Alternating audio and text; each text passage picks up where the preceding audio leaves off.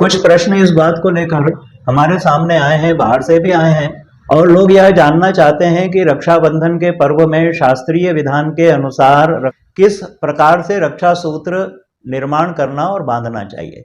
आइए इस विषय में हम शास्त्र सम्मत चर्चा करते हैं। रक्षाबंधन का जो पर्व है बहुत ही महत्वपूर्ण है और इसके पीछे एक कथानक है। वामनावतार में भगवान ने जो बलि को वचन दिया था उसके अनुसार वे बलि के राज्य में द्वारपाल बने, और इधर माता लक्ष्मी जी को बड़ी चिंता हुई तो उन्होंने देवताओं से परामर्श किया और देवगुरु बृहस्पति ने उन्हें उपाय बताया कि महाराज बलि दानी हैं, धर्मात्मा हैं, श्रद्धालु हैं, आप उनके पास जाकर ये रक्षा सूत्र उन्हें समर्पित करें और उनसे इसके बदले द्वारपाल जो वहाँ पर उपस्थित हैं वही श्रीमन नारायण हैं, उन्हें आप प्राप्त कर लें। इस योजना के अनुसार देवी जी वहाँ गईं और उन्होंने जाकर महाराज बलि के हाथ में ये रक्षा सूत्र समर्पित किया, उन्हें बांधा। इससे प्रसन्न होकर के उन्होंने देवी लक्ष्मी से पूछा कि आप मुझसे क्या चाहती हैं। तब भगवती ने कहा कि आपके यहाँ जो द्वारपाल हैं वह द्वारपाल मैं अपने साथ ले जाना चाहती हूँ।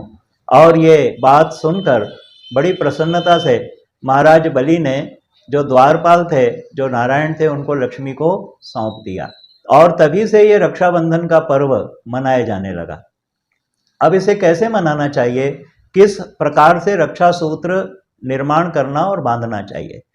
आजकल क्या हो गया कि किसी भी व्रत, पर्व और त्योहार को हम लोगों ने आधुनिकता की चपेट में इस ढंग से ले लिया है कि उसके वास्तविक मर्म को और उसकी शास्त्र विधि को हम पूरी तरह से भूल चुके हैं।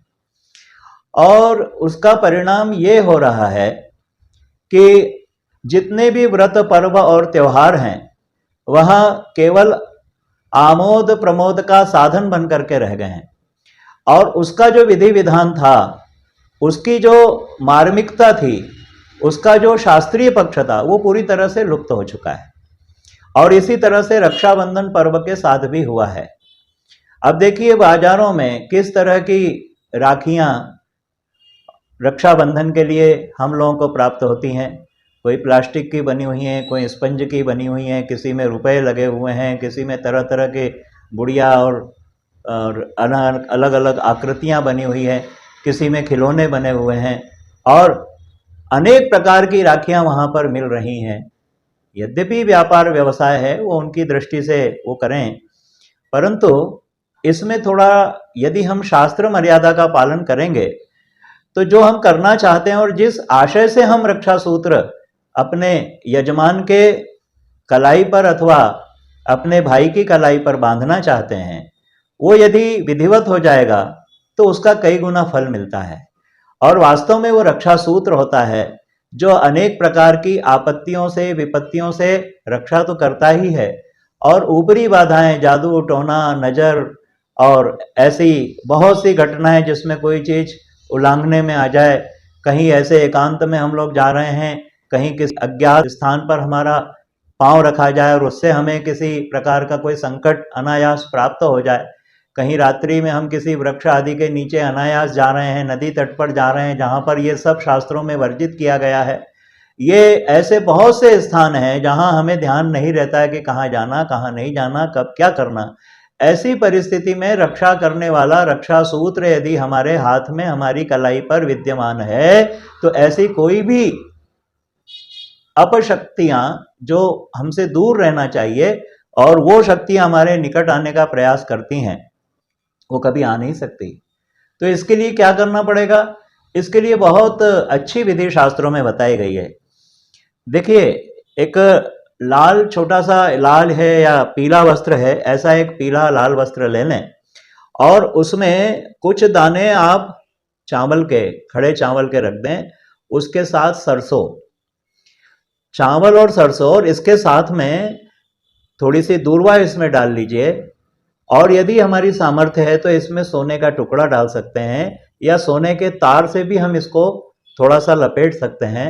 ऐसा करके और इस लाल या पीले वस्त्र को कलावे में या रेशमी धागे में हम इस प्रकार से करके और हम इसे एक पोटली बना लेंगे, और ये हमारी पोटली, जिसे पोटलिका कहा गया है धर्मशास्त्रों में, ये हमारी रक्षा सूत्र के लिए तैयार हो गई। अब ये जो पोटली है इसके अंदर चावल है, अक्षत, और इसके साथ ही सरसों है, और इसके साथ दूर्वा है, और इसके साथ स्वर्ण है, रजत है या तांबा है। ये 3 धातुओं में से कोई भी धातु जो आपको सुलभ हो, या धातु न हो तो भी चलेगा। इस प्रकार से हमने ये रक्षा सूत्र बनाया।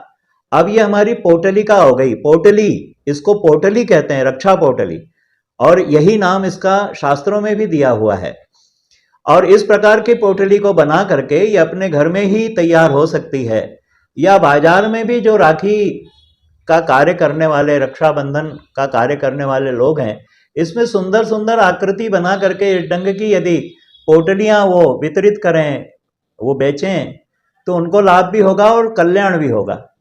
तो ये समाज में इन चीज़ों का प्रचलन होना चाहिए। ऐसी चीज़ें समाज में उपयोग में लानी चाहिए जो शास्त्रीय विधि विधान के अनुसार है।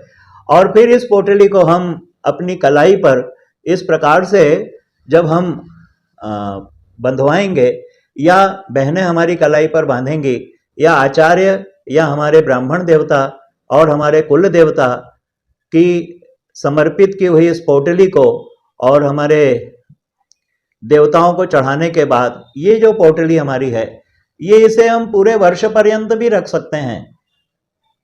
इसे हम हर जगह पहन करके जा सकते हैं। इन्हें कुछ स्थानों पर, जैसे जहाँ पर स्मशान है, या कहीं ऐसी जगह पर जहाँ पर अस्पृश्यता का दोष होता है, ऐसी जगह छोड़ करके इसे निरंतर हम अपने साथ रख सकते हैं। ये हमारी रक्षा के लिए सबसे बड़ा साधन होगा। और बाकी हमें और किसी भी अन्य चीज़ की आवश्यकता नहीं पड़ेगी, अन्य वस्तु की आवश्यकता नहीं पड़ेगी। हर प्रकार से रक्षा पोटली बहन के द्वारा हमारी कलाई पर बांधी हुई, या हमारे गुरु के द्वारा, हमारे आचार्य के द्वारा, हमारे विद्वान जो पंडित जी हैं उनके द्वारा, या हमारे किसी परिवार के वरिष्ठ, अपने माता पिता, दादा दादी, इनके द्वारा भी ये रक्षा पोटली हमें बांधी जा सकती है। बच्चों को नज़र से भी बचाती है ये, और किसी भी प्रकार की दुष्ट दृष्टि यदि हमारे ऊपर पड़ रही है तो उन सब प्रकार से ये रक्षा पोटली हमारी रक्षा करती है। ये रक्षा सूत्र है, ये बनाने का विधान है, और ये धारण करने की विधि है। अपेक्षा है इस प्रकार से आप रक्षाबंधन का पर्व मनाएंगे और अपने हाथ में सुशोभित होने वाले रक्षा सूत्र को धारण करेंगे। रक्षाबंधन की आप सभी बहन भाइयों और यजमान आचार्यों को बहुत बहुत शुभकामनाएं। नमस्कार।